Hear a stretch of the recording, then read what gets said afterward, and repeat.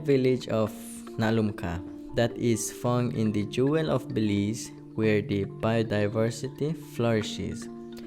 Farming isn't just a way of life, it is the lifeblood of the community, connecting our traditions with the land we hold sacred. Farming is so important. The Maya people depends on the farm, depends on farming, and that is the way our life is, and that is the way how we live. Most of the Maya people are farmers, even though some of them are teacher, policemen, soldier, but they still do farming.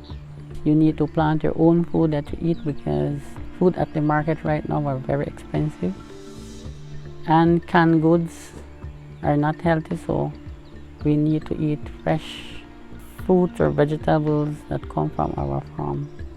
But now, because of climate change, the village is dealing with dying crops, drought, severe floods, and problems with the germination of crops, just to name a few. This has made things even more difficult for the Maya community, especially when it comes to their food and livelihoods.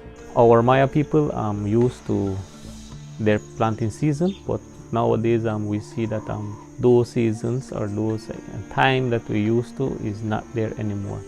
It's changed the rotation of our planting and even the harvesting. So that is the effect of the climate change. One of the biggest challenges here was drought. A long dry season and affect the corn, the rice that's supposed to be harvested. But now corn is short. I know rice will be short. And then I know the price of food will be very high. To survive, the Maya communities depend heavily on the land, forest, and its resources. It offers food, a source of fresh air, shelter, and a timeless connection that bonds their past, present, and future together. Forests are very important. They're important to the animals, to people, to the air. Forest is the lungs of the earth. It cleans all the chemicals, the gases that we have in the environment. We don't use tractors, we don't use bulldozer to damage the soil and the air, causing air pollution. We basically use our stick to plant, and then we don't plant acres, like thousands of acres. We plant maybe like 1 and 2 just to sustain ourselves. We as Mayas, we don't do large scale and we don't really destruct. I think we behind manages our resources very carefully. So if we go into the forest, we don't go and exploit it. We just get our whatever resources we need in the forest, we get it at a reasonable or sustainable harvest. We have a system that we follow, which is we call the forest use permit. That we are using, and then we have our people. If they want extract lumber now, we ask them to apply. So they apply, and then the leaders look at it, and then as long as there is no problem, then we grant them permit.